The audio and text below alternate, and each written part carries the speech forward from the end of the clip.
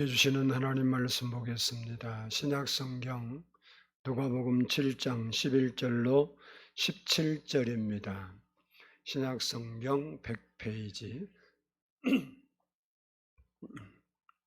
누가복음 7장 11절로 17절 교독하도록 하겠습니다. 그 후에 예수께서 나인이란 성으로 가실새 제자와 많은 무리가 동행하더니 성문에 가까이 이르실 때 사람들이 한 죽은 자를 메고 나오니 이는 한 어머니의 독자요 그의 어머니는 과부라. 그 성에 많은 사람도 그와 함께 나오니 주께서 과부를 보시고 불쌍히 여기사 울지 말라 하시고 가까이 가서 그 관에 손을 대시니 웬 자들이 서는지라. 예수께서 이르시되 청년아 내가 네게 말하노니 일어나라 하시매 죽었던 자가 일어나 앉고 말도 하거늘 예수께서 그를 어머니에게 주시니 모든 사람이 두려워하며 하나님께 영광을 돌려 이르되 큰 선지자가 우리 가운데 일어나셨다 하고 또 하나님께서 자기 백성을 돌보셨다 하더라. 예수께 대한 이 소문이 온 유대와 사방에 두루 퍼지니라. 아멘. 이 시간에는 성가대의 찬양이 있겠습니다.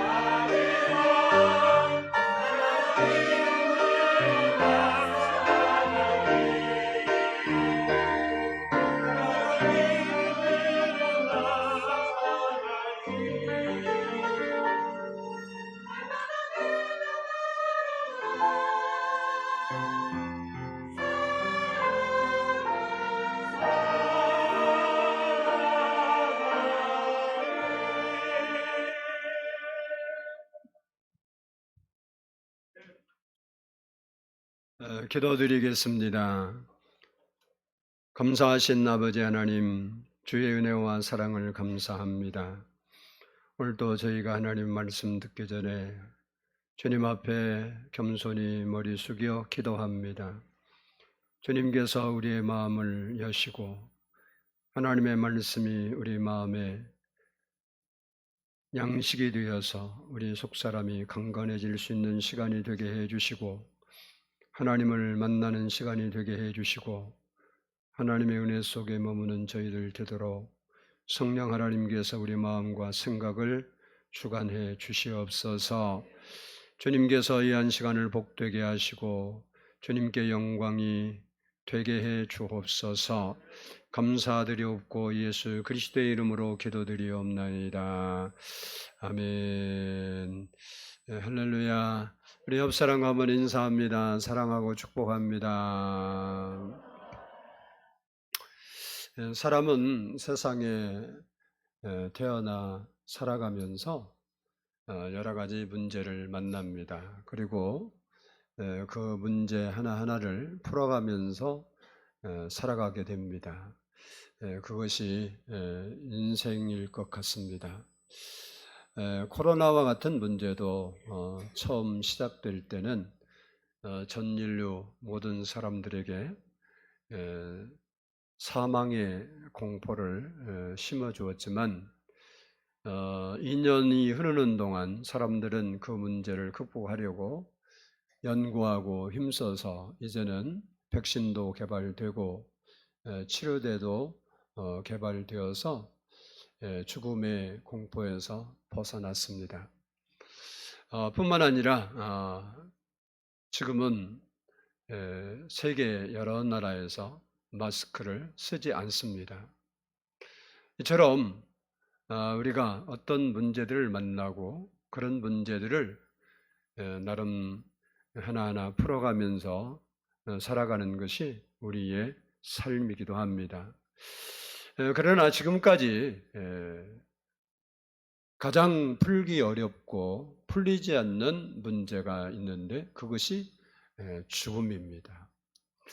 진시황은 이 죽음의 문제를 해결해 보려고 세계 각처에 사신들을 보내서 불로초를 찾았지만 찾지 못하고 젊은 나이 50세에 요절을 했습니다. 만일 우리 인생에게 죽음이 없다면 질병이나 전쟁이나 사고도 두려워할 필요가 없을 겁니다. 그만큼 죽음은 우리 사람들에게 두려운 존재가 된다는 겁니다. 이처럼 죽음은 사람에게 공포일 뿐만 아니라 치명적인 고통과 아픔을 가져다 줍니다. 오늘 본문 말씀을 보면 이 죽음의 문제 때문에 고통을 받고 아파하면서 울부짖는 한 과부의 이야기가 등장을 합니다. 우리 본문 11절을 한번 보겠습니다. 11절 같이 읽습니다. 시작. 그 후에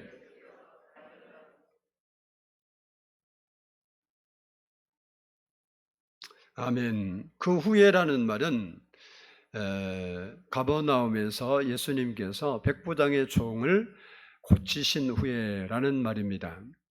예수님께서 백부장의 종을 고치시고 그곳으로부터 약 40km 떨어진 나인이라는 성으로 이동을 하셨다는 말인데 물론 예수님께서 곧바로 가셨는지 다른 데를 경유해서 들리셨다 가셨는지는 성경 본문에는 정확히 나와 있지 않습니다.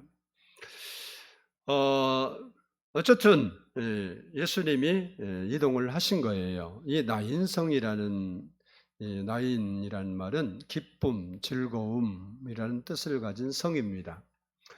이 고대에는 이 성이 상당히 중요한 위치에 있었지만 현재는 시골 마을의 한적한 촌락과 같습니다. 그냥 평범한 시골이다 이렇게 생각하면 될 것 같습니다. 예수님께서 제자들과 그리고 많은 사람들을 데리시고 이 나인이라는 성으로 들어가시기 직전에 장례 행렬을 만나게 됩니다. 오늘 본문 12절을 한번 보겠습니다. 12절 시작. 성문에 가까이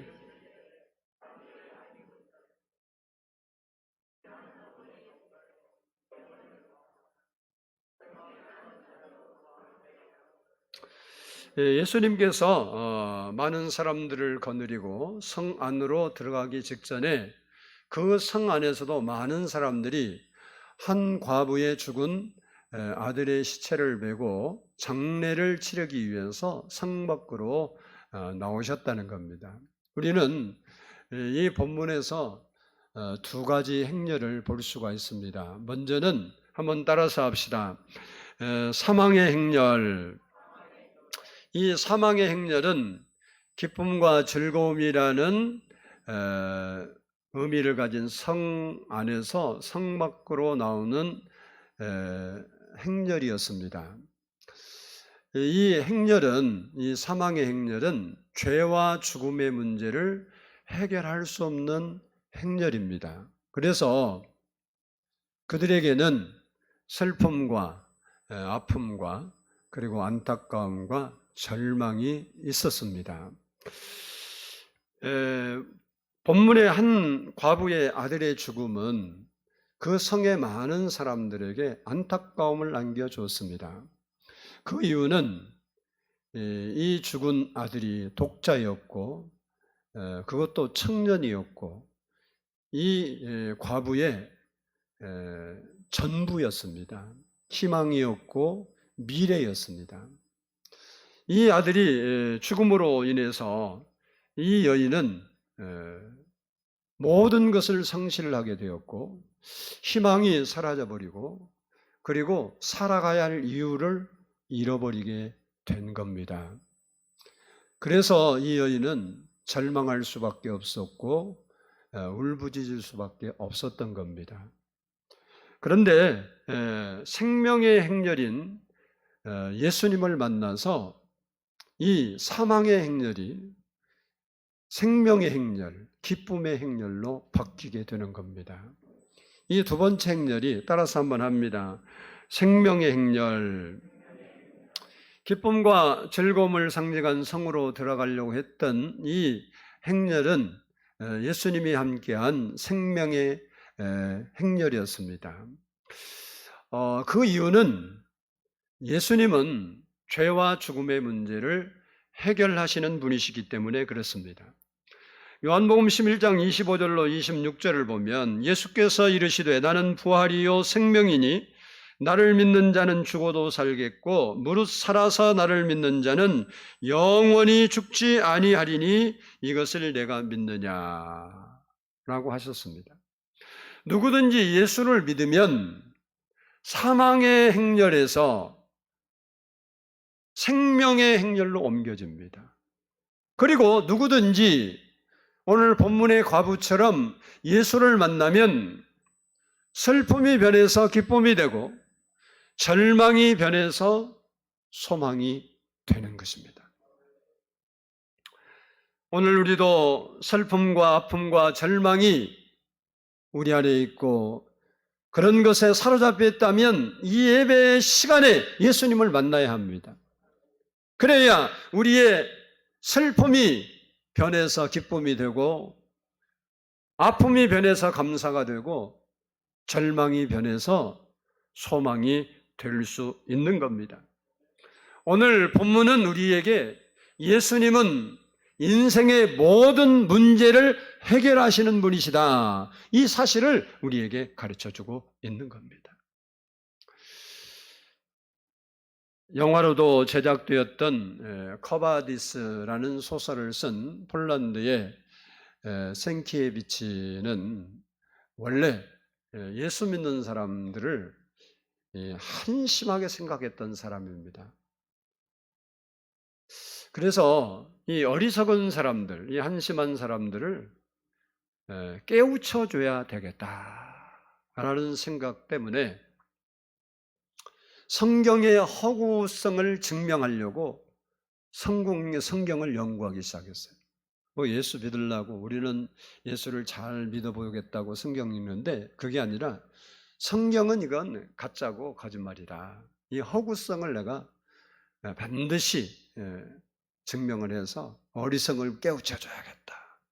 그래서 성경 연구에 몰두를 하게 됩니다. 그리고 그는 결국 하나의 결론에 이르게 되는데 그것이 예수는 미친 사람이 아니면 정말 하나님의 아들이었다라는 겁니다. 그 이유가 죽은 자를 앞에 두고 나오라고 외친 그 예수님은 정말 미친 사람이든지 아니면 하나님의 아들이 아니고서는 할 수 없는 일이다.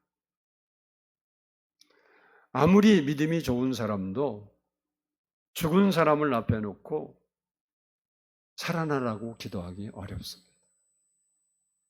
물론 자기 사랑하는 사람이 죽으면 뭐 그렇게 기도는 해보겠죠. 그러나 저도 목사지만 하나님이 죽은 자를 살리실 것을 확실히 믿습니다.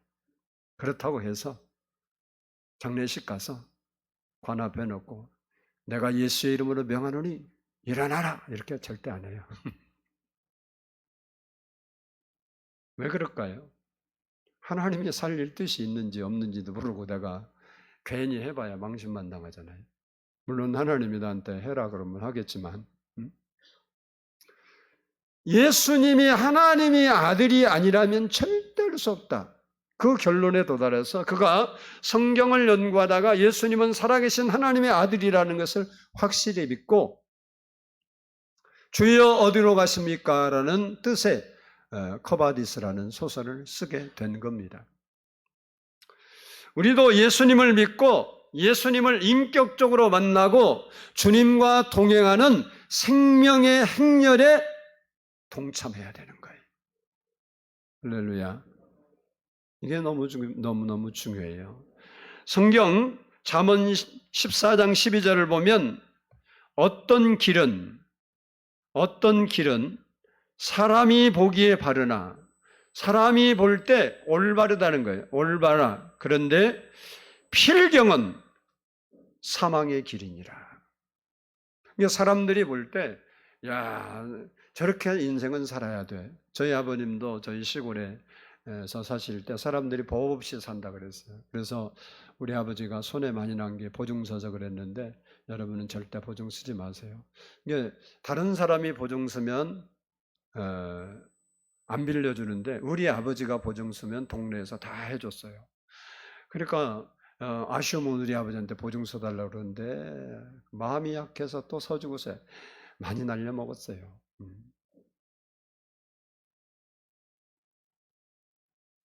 여러분, 어떤 사람이 보기는 너무 착한 사람이고 저 사람이 천국 안 가면 누가 천국 가겠어. 이런데도 불구하고 필경은 사망이래요. 우리가 누가 이런 삶을 산다고 말할 수는 없지만 성경으로 돌아가서 보면 예수님 당시를 보면 제사장, 바리새인, 사두개인 이 종교인들은 세상 누가 봐도 이스라엘 모든 사람들이 하나님을 잘 섬기는 사람으로 존경했습니다. 하나님을 믿으려면 저렇게 믿어야 한다 그랬어요. 바리새인 같은 경우는 하루에 3번씩 예배를 드리고 일주일에 7번씩 2번씩 금식을 하고 11조를 철저히 드리고 신앙생활을 철저히 했던 사람들입니다.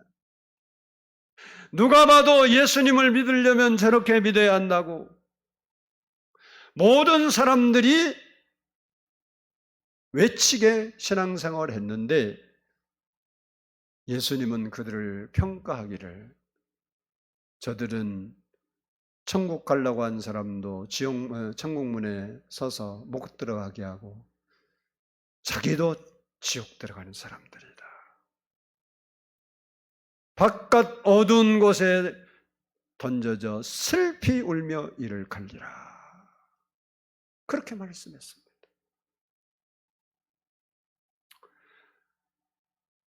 마태복음 22장 14절에서는 청함을 받은 사람은 많되 택함을 입은 자는 적다고 그랬습니다. 무슨 말씀입니까? 생명의 행렬 속에 속한 사람이 적다는 겁니다. 교회를 다닌다고 해서 반드시 생명의 행렬에 속한 것은 아니라는 겁니다. 교회 직분자라고 해서, 목사가 되었다고 해서, 장로님이 권사님이 되었다고 해서, 교회 직분자라고 해서 반드시 생명의 행렬 속에 있다고도 말할 수가 없습니다. 교회를 오래 다녔다고 해서 생명의 행렬 속에 있는 것은 아니라는 겁니다. 마태복음 7장 21절로 23절을 보면 나더러 주여 주여 하는 자마다 다 천국에 들어갈 것이 아니요 다만 하늘에 계신 내 아버지의 뜻대로 행하는 자라야 들어가리라. 그날에 많은 사람이 나더러 이르되 주여 주여 우리가 주의 이름으로 선지자를 하며 주의 이름으로 귀신을 쫓아내며 주의 이름으로 많은 권능을 행하지 아니하였나니까 하리니 그때에 내가 그들에게 밝히 말하되 내가 너희를 도무지 알지 못하니 불법을 행하는 자들아 내게서 떠나가라 하리라 라고 말씀하고 있습니다. 주의 이름으로 선지자 노릇을 한 게 뭐예요? 주의 이름으로 하나님의 말씀을 선포했다는 거예요. 주의 이름으로 귀신을 쫓아내고 여러 가지 병도 고치고 문제도 해결하고, 그런데 주님은 내가 너희를 도무지 알지 못한다. 본인은 주여 주여 주님의 이름으로 내가 이런 일을 했다고 했는데 나는 너를 알지 못한다는 거예요. 우리는 예수를 바로 믿어야 됩니다. 말씀대로 살아야 되는 거예요. 교회에 우리가 다니니까 당연히 천국은 내 것이고 내가 교회에서 헌신하고 수고했으니까 상급은 반드시 있고 내가 대대로 예수 믿는 집안이니까 나 같은 사람이 지옥 가면 누가 천국 가겠냐, 이렇게 생각하는 것은 잘못된 생각입니다. 우리 모두가 생명의 행렬 속에 살아갈 수 있는 성도가 되기를 축복합니다. 우리 13절을 한번 보겠습니다. 13절, 본문 13절 같이 한번 읽습니다. 시작. 주께서 과부를 보시고 불쌍히 여기사 울지 말라 하시고, 예수님께서 상여를 따라오며 울부짖는 그 과부를 보시고 불쌍히 여겼다는 거예요. 즉 우는 그 과부를 보시면서 예수님 마음도 많이 아프셨다, 그런 말입니다. 오늘 본문을 보면 다른 본문에서 예수님께서 기도에 응답하시고 병을 고쳐주시고 뭐 죽은 자를 살려주시고 이런 일을 많이 행하셨는데 그 내용과 차별이 좀 있습니다. 대부분 당사자들이나 아니면 부모나 주변 사람들이 예수님께 와서 간구했어요. 그 간구를 들으시고 그들의 믿음을 보시고 예수님께서 그들의 문제를 해결해 주신 겁니다. 그러나 오늘 본문은 예수님 나를 좀 고쳐주세요, 나를 불쌍히 여겨주세요, 내 아들을 살려주세요, 뭐 이런 간구를 오늘 과부, 주인공을 하는 과부도 한 적이 없어요. 더구나 그 주변에 같이 있었던 그 사람 중에서도 그 누구도 이 여인은 너무 불쌍한 여인입니다, 과부입니다, 이 여인의 아들을 살려줘야 됩니다, 너무 안 됐습니다, 그리고 대신 간청해 준 사람도 없어요. 그러니까 다른 데서는 본인이나 가족이나 다른 사람이 지금 내 딸이 흉악히 귀신 들렸습니다. 내 아들의 문제가 있습니다. 내 종이 죽어갑니다. 내가 문제입니다. 라고 하나님께 부르짖었는데 그런 일이 없어요. 그럼에도 불구하고 예수님께서 그 여인의 아들을 살려준 거예요. 왜 그랬느냐? 따라서 합시다. 불쌍히 여기셔서 그렇게 하셨다. 우리는 여기서 중요한 사실을 발견할 수 있습니다. 그것은요, 한번 따라서 합니다. 이 여인은 예수님 앞에서 울었다. 어디서 울었다고요? 예수님 앞에서. 오늘 본문 말씀 보면 과부의 외아들이 죽었습니다. 그래서 슬퍼한 거예요. 이런 환경이라면 그 누구라도 아픔과 고통을 이기지 못해서 울부짖을 수밖에 없어요. 그런데 세상 말로 말하면 운이 좋게 이 여인은 예수님을 만난 거예요.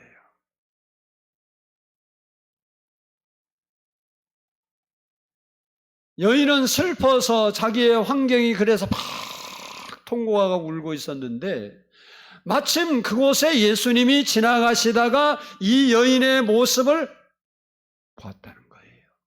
그래서 그 여인을 보면서 불쌍히 여겨서 그 아들을 살려준 거예요.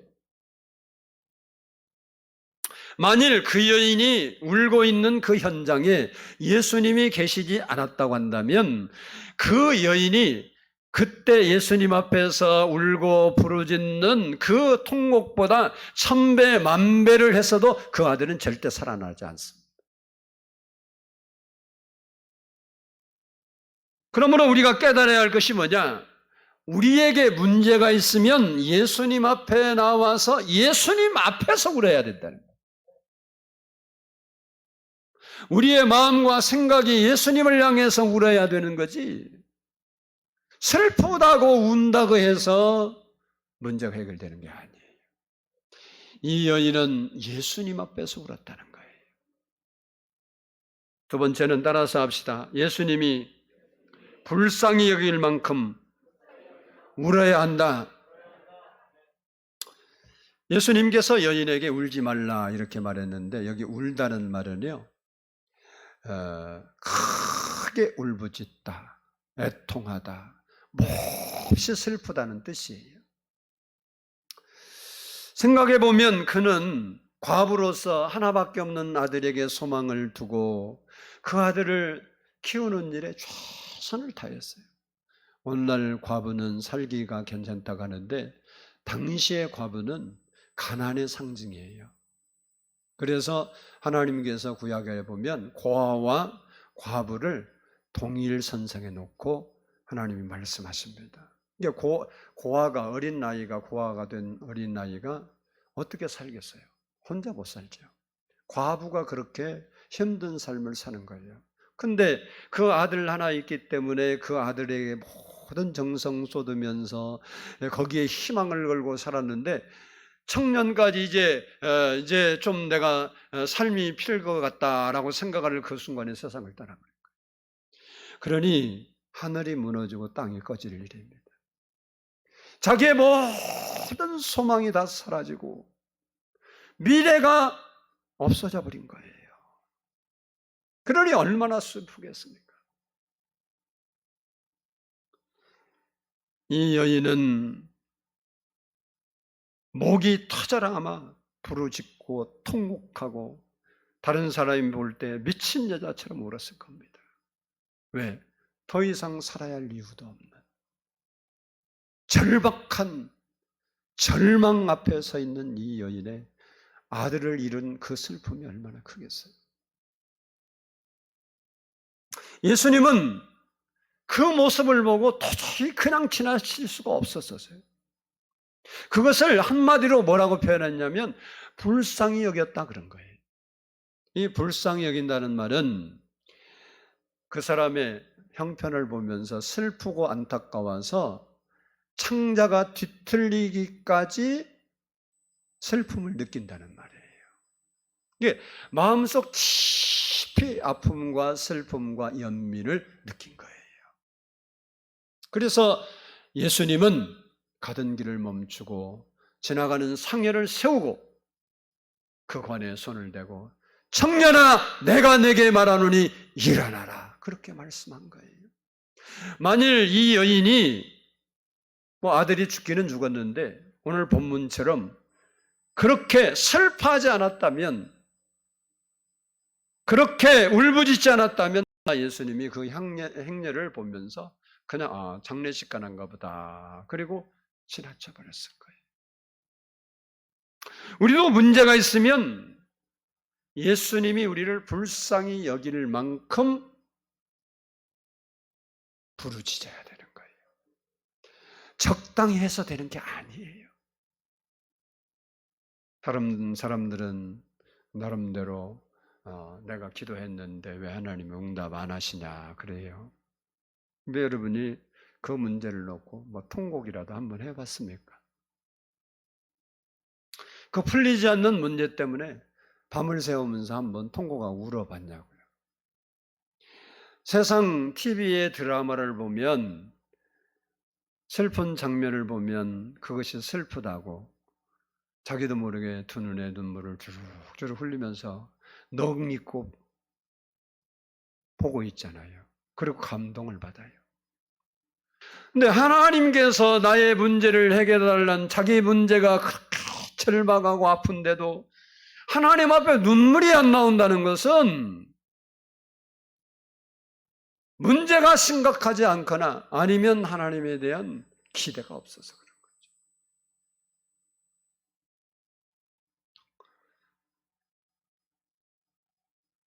우리가 하나님 앞에 하나님께서 내 소리를 듣고 나를 불쌍히 여길 만큼 부르짖어야 되는 거예요. 마가복음 10장 보면 맹인 바디모의 이야기가 나옵니다. 거지 생활을 하다가 이 사람 저 사람이 하는 이야기를 듣고 예수님의 소문을 들었습니다. 그런 예수님이 계시다면 나도 예수님을 만나면 나도 눈을 뜰 수 있지 않을까 이런 생각을 늘 하고 거지 생활을 계속했는데 어느 날 사람들이 웅성웅성하고 시끄러우니까 동냥을 하면서 물어봤어요. 왜 이렇게 시끄럽습니까? 나사렛 예수가 지금 지나가시는 길이다. 맹이니까 볼 수가 없잖아요. 기회가 왔다. 그리고 동냥하던 것을 멈추고 일어서서 소리나는 쪽을 향해서 다윗의 자손 예수여 나를 불쌍히 여기소서 외쳐댑니다. 예수님이 자기와 얼마 거리가 떨어진지 안 보이잖아. 이게 보이면 안 그럴 수도 있는데 안 보이니까 들으라고 하는데 아무리 소리를 질러도 예수님의 반응이 없어요. 예수님은 여전히 자기 가는 길을 걷는 거예요. 이 사람이 외쳤으니까 주변 사람들이 너무 시끄럽고 예수님 소리를 들으라는데 방해가 되는 거예요. 그래서 이 소경에게 야, 좀 조용히 해라. 너 때문에 예수님 소리가 안 들린다. 맹인 주제 왜 이렇게 시끄럽게 하고 방해를 하냐. 이렇게 막 힘들게 하는 거예요. 그런데도 불구하고 이 맹인은 포기하지 않았어요. 그 상황에서 다시 성경을 보면 더 큰 소리로 예수님 귀에 내 소리가 안 들렸나 보다. 내가 더 소리를 질러야 하나 보다. 나를 불쌍히 여겨달라고 외칠 거예요. 여러분 사람이요 처음에는 제정신으로다가 너무 억울하고 너무 힘들면 속이 복받쳐 올라서 울어요. 그러니까 본문에는 그런 말이 없지만 그 환경을 보면 처음에는 나사렛 예수여 정신 멀쩡하게 했는데 나중에는 들리는 응답도 없지. 자기 눈은 떠야겠지. 사람들은 뭐라고 했었지.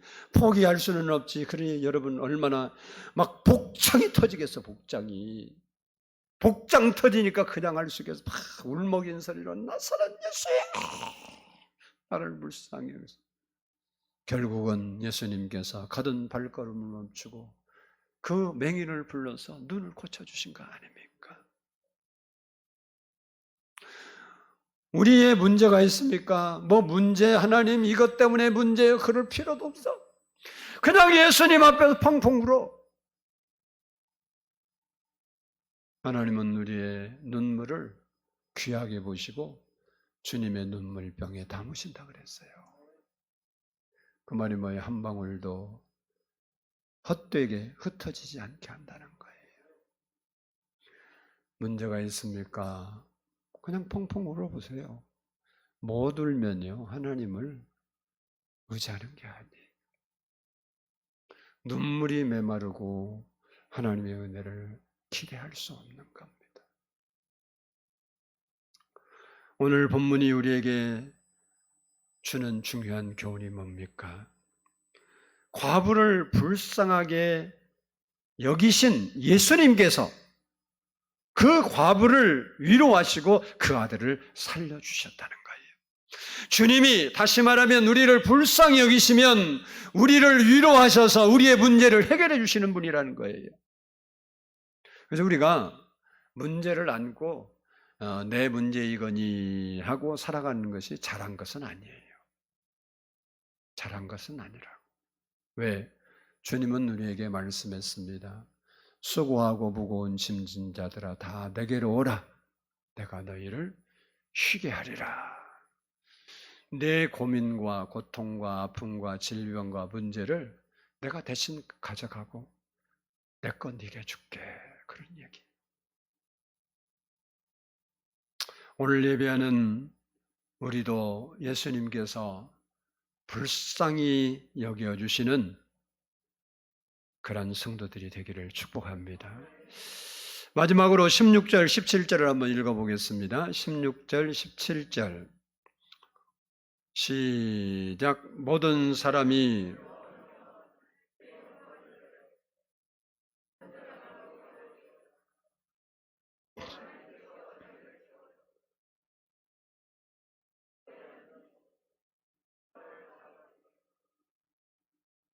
아멘. 죽은 청년을 살린 이 기적은 많은 사람을 두려워하게 했고 하나님께 영광을 돌리게 했습니다.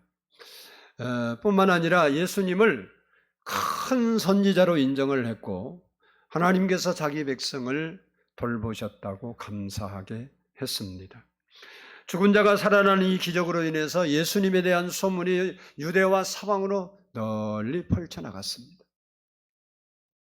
중요한 것은 이런 예수님의 사역을 계승한 곳이 유일하게 교회라는 겁니다.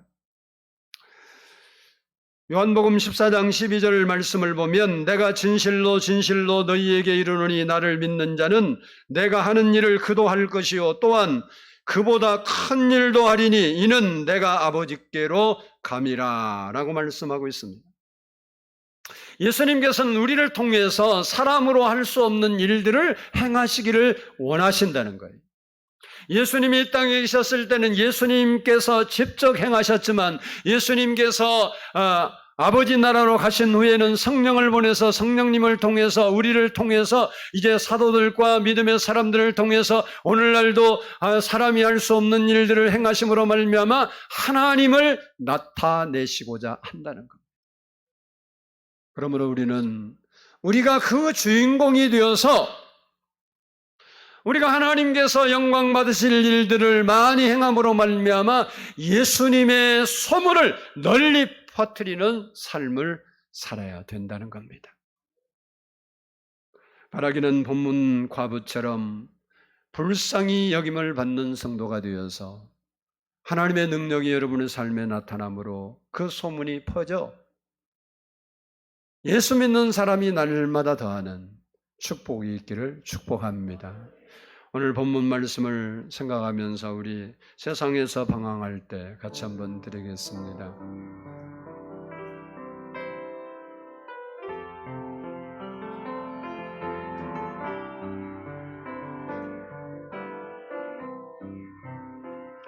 세상에서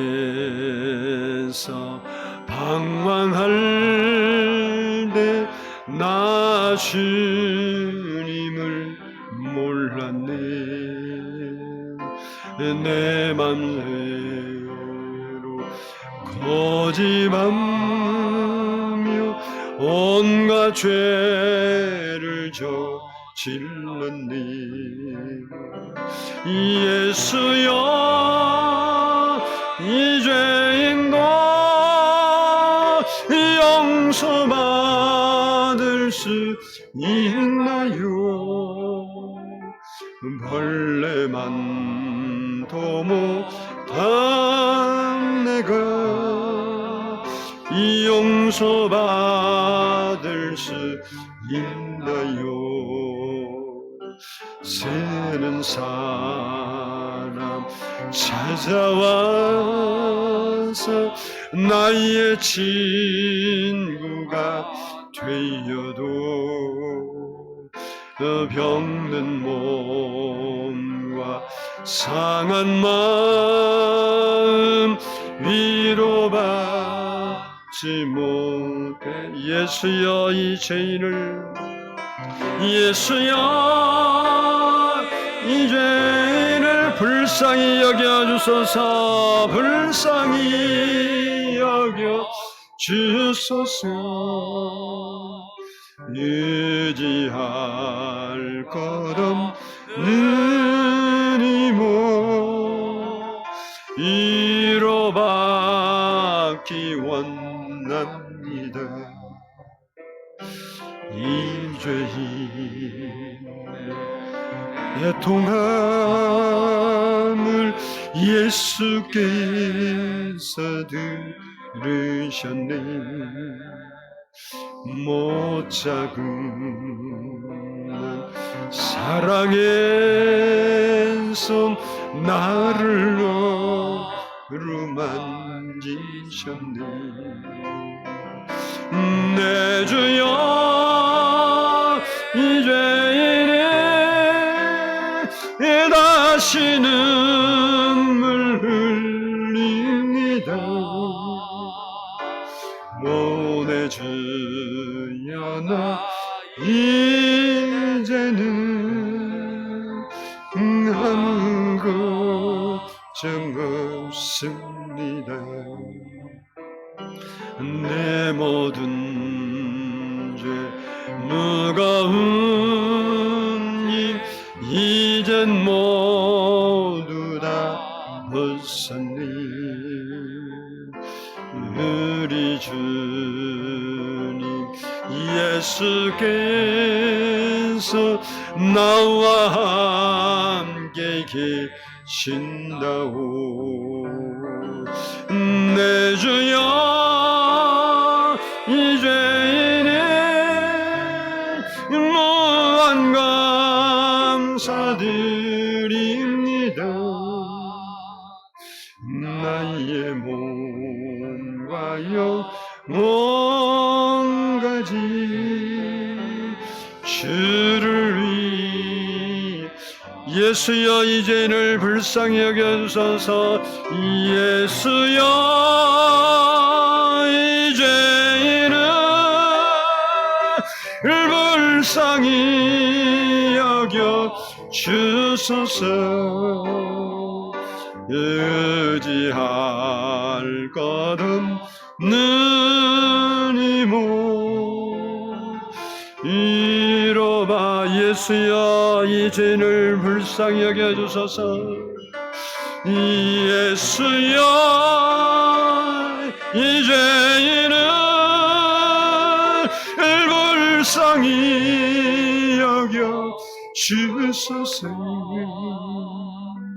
의지할 것 없는 이모 이루기 원함.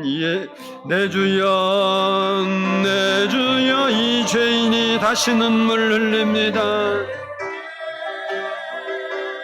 다시 눈물 흘립니다. 내 주 이제는 아무 걱정 없습니다. 내 주여, 내 주여, 이 죄인이 무한 감사드립니다. 무한 감사드립니다. 나의 몸과 영혼까지 주를 위해 바친 우리 한 목소리로 함께 기도합니다.